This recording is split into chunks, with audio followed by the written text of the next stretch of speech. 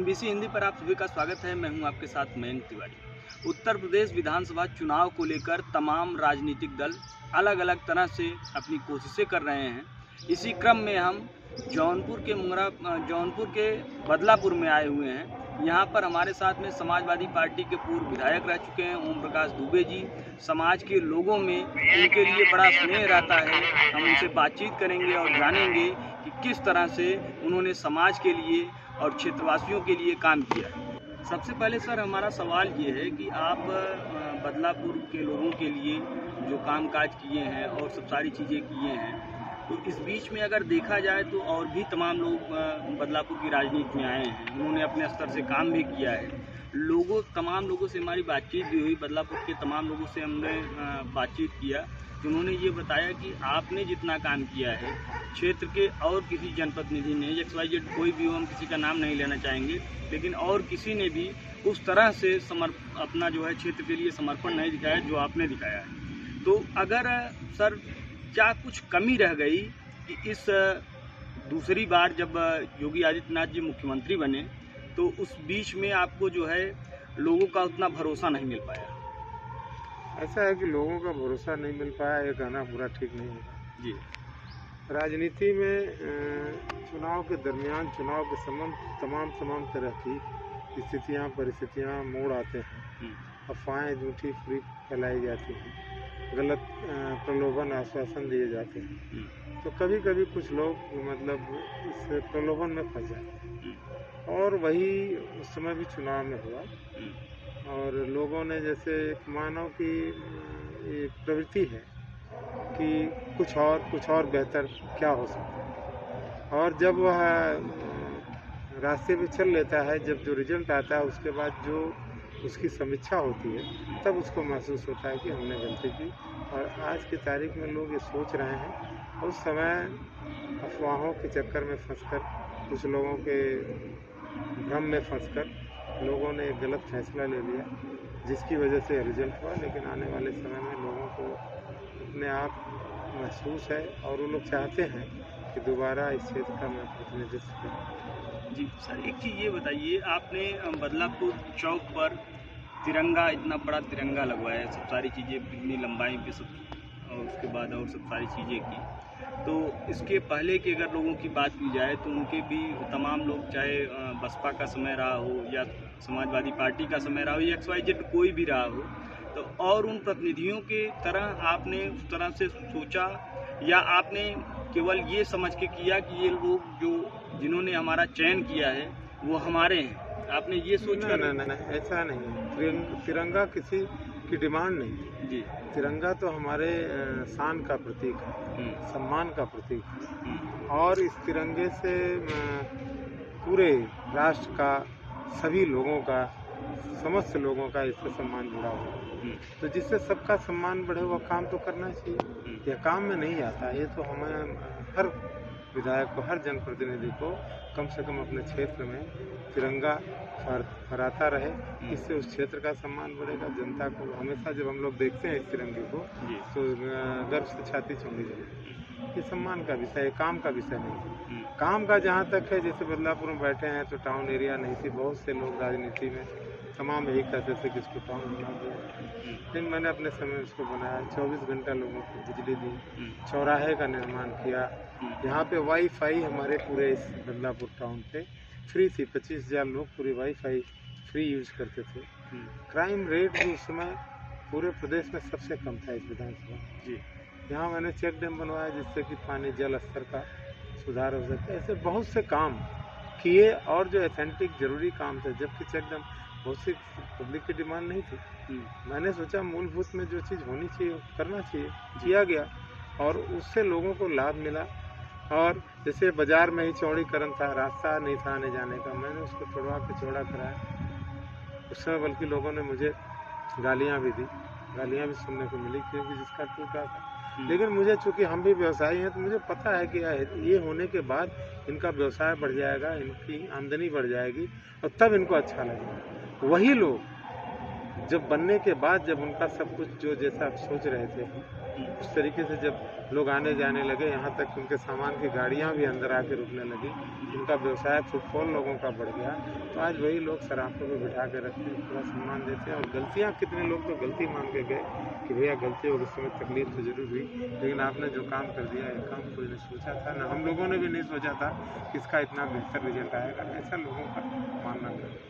आज के चुनाव, अब 2-3 महीने में चुनाव होने वाले हैं, बहुत ज़्यादा दिन नहीं रह गए, और राजनीति में सब अपने अपने मैंने कार्यक्रम लगा रहे हैं, बातें कर रहे हैं, सब कुछ कर रहे हैं। और मैं समझ रहा हूँ यहाँ का चुनाव इस बार जनता लड़ रही है इसमें, और जनता वो पिछले 5 साल जो हमने काम किया, उस काम के आधार पर दोबारा बनाने के लिए लड़ रही है। और मुझे विश्वास है कि निश्चित रूप से बड़े मतों से जिताकर वो फिर विधायक बनाएगा, मुझे ऐसा लगता है और दिखता है। युवाओं का पलायन एक बड़ा मुद्दा है। अगर आप देखें तो बदलापुर विधानसभा की ही मैं बात कर रहा हूँ। बदलापुर मैं दिल्ली में लगभग 10 साल से हूँ। बदलापुर विधानसभा के ही काफ़ी लोग मुझसे मिले जो वहाँ पर कुछ न कुछ छोटा मोटा काम अपना करके लालन पालन करते हैं।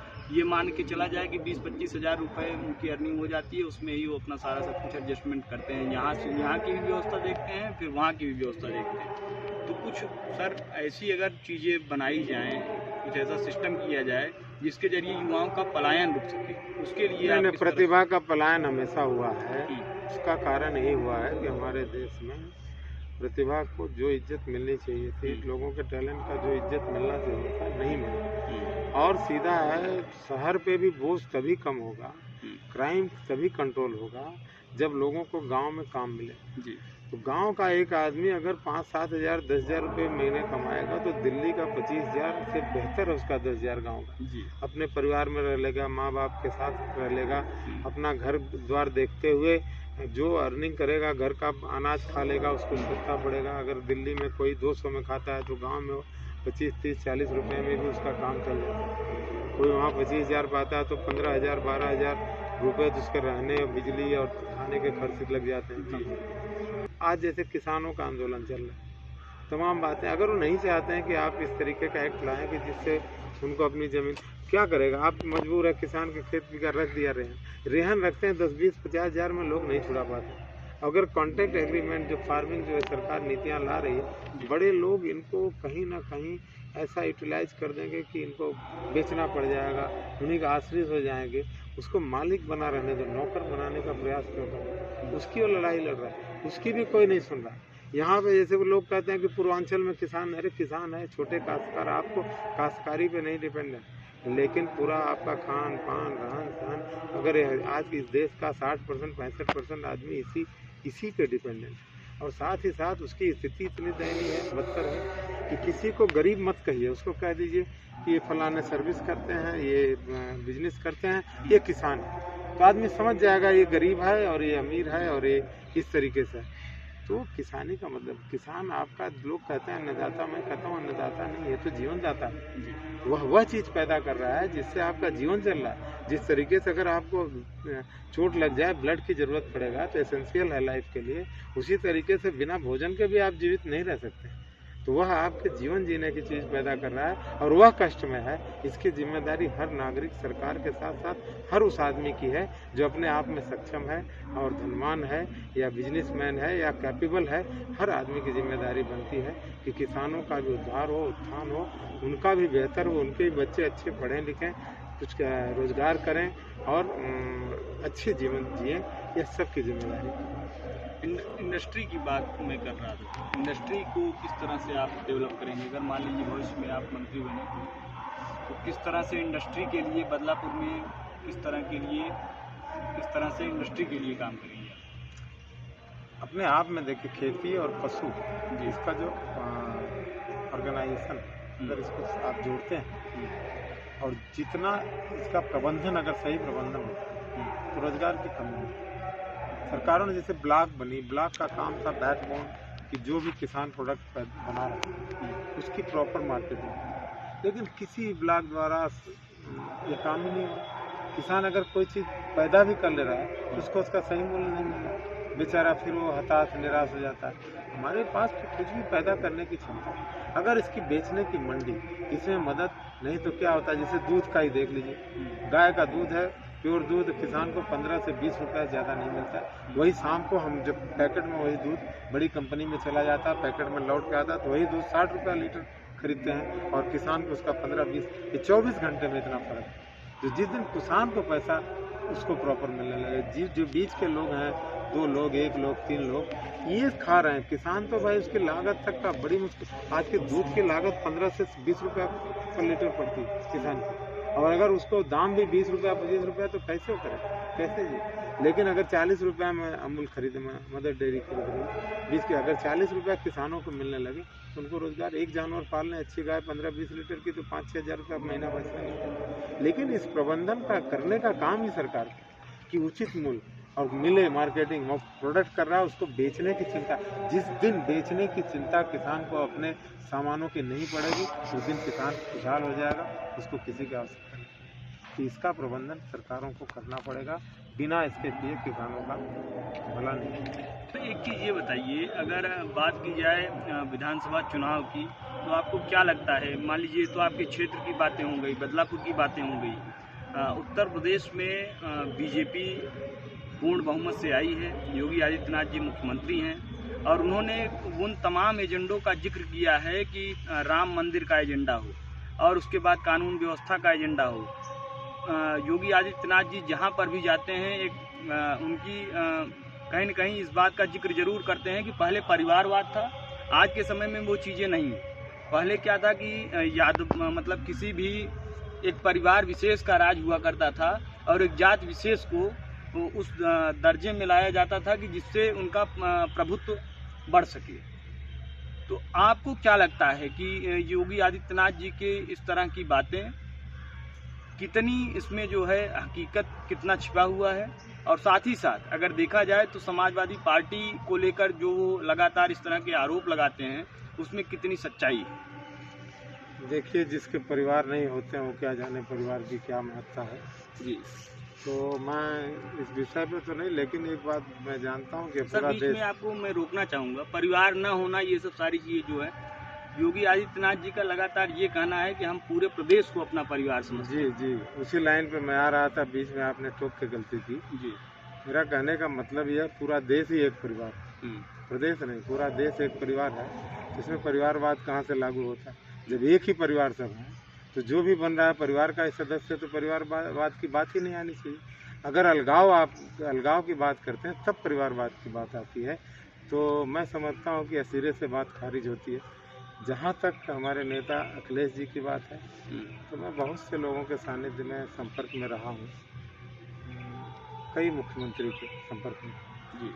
काम भी कुछ लोगों के साथ मैंने मायावती जी के साथ काम किया, मुलायम सिंह जी के साथ काम किया, अखिलेश जी के साथ काम कर रहा हूँ, हरीश रावत जी से हमारे अच्छे संबंध, ममता जी के साथ मैंने बहुत दिन में जब कलकत्ता में रहता था राजनीति में, ऐसे बहुत से लोगों को देखा। लेकिन अखिलेश जी का कोई मुकाबला नहीं है, कोई तुलना नहीं। मैंने बहुत दिन में जब कलकत्ता में रहता था राजनीति में, ऐसे बहुत से लोगों को देखा। लेकिन अखिलेश जी का कोई मुकाबला नहीं है, कोई तुलना नहीं। सोच के बारे में, विचार के बारे में। और हम कहते हैं कि परिवारवाद, यह सब तो बातें हैं, खाली आप सब चुनाव आता है, राम मंदिर, मस्जिद, विकास का काम करना पड़ेगा। विकास कार्य जो अखिलेश जी ने इस प्रदेश में पिछली सरकार में किया था, उसका कोई मुकाबला नहीं है। उसी का इन लोगों ने उद्घाटन का उद्घाटन, MOU का MOU, इसके अलावा कोई काम नहीं किया इन लोगों ने। और इसके साथ ही जैसे पूर्ण बहुमत में सरकार भाजपा की आई, उसके पहले पूर्ण बहुमत में सरकार अखिलेश जी की थी, उसके पहले पूर्ण बहुमत में सरकार मायावती जी की थी। अब तीनों सरकार, इसके अलावा किसी अन्य पार्टी के इस समय पूर्ण बहुमत में आने को दिख नहीं रही। तो पब्लिक ने, जनता ने तीनों सरकारों को देख लिया पूर्ण बहुमत में। मायावती को भी देखा था, अखिलेश जी को भी देखा था और योगी जी को भी देख लिया। आज की तारीख में तीनों को देखने के बाद जनता को यह पूरा यकीन है कि इन तीनों सरकारों में सबसे बेस्ट और सबसे शानदार अगर शासन किसी ने किया था तो माननीय अखिलेश यादव जी ने किया था।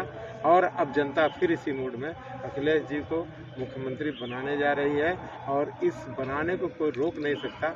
हम लोग क्षेत्र में घूम रहे हैं, जा रहे हैं, आ रहे हैं, लोगों की जो खुशी, जैसे जिस तरीके से उनका रिसीविंग है, जिस तरीके से बात करने का तौर तरीका है, दिन का इंतज़ार है। जनता बड़े मतों से, भारी वोटों से और बड़ी संख्या में विधायक जिताकर अखिलेश जी को दोबारा मुख्यमंत्री बनाने जा रही है। NBC हिंदी को अपना कीमती समय देने के लिए सर बहुत बहुत धन्यवाद। तो ये थे हमारे साथ बदलापुर विधानसभा के समाजवादी पार्टी के पूर्व विधायक ओम प्रकाश दुबे जी, जिनका साफ तौर पर ये कहना है कि अगर सरकार बनी और लोगों ने इन पर भरोसा जताया तो बदलापुर के लोगों के लिए उस तरह की व्यवस्था करेंगे कि उनको रोजगार के लिए दर दर भटकने की ज़रूरत नहीं पड़ेगी, और साथ ही साथ वो तमाम सुविधाएं देंगे जिससे लोगों का समुचित विकास हो सके। देश दुनिया की तमाम बड़ी खबरों के लिए जुड़ रहिए हमारे साथ, देखते रहिए NBC हिंदी।